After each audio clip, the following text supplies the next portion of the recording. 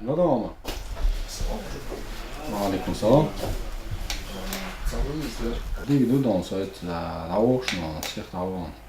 Так начинается практически каждое утро участкового Исмаила Далаева. Административный участок, закрепленный за правоохранителем, включает в себя 650 домов и более 2500 жителей. Во время обхода Исмаил заходит в каждый двор, интересуется, все ли в порядке.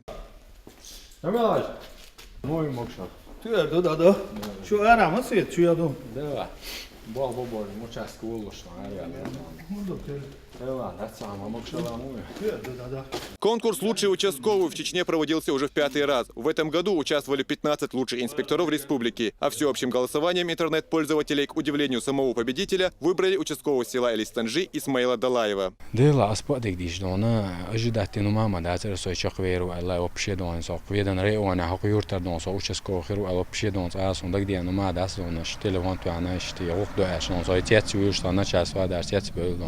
Сегодня Элистанжи – безопасное село со всей необходимой инфраструктурой. Но так было не всегда. Когда Исмаил вышел на работу в 2002 году, это была одна из самых горячих точек Чечни. Несмотря на все угрозы и покушения, он продолжал нести службу в родном селе.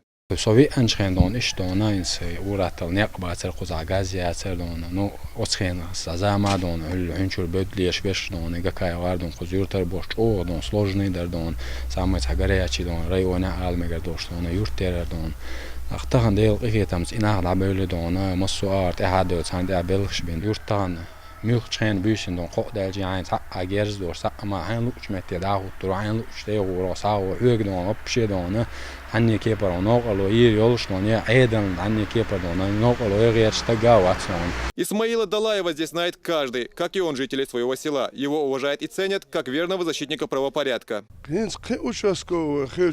Oto her huma adene gulk nislur darit etkun hiç doçus değil goç ortkan dagamadar baqo. İşte dolsa çoğun bağla bolş, singatan bolş. Xarstak baktar qasto.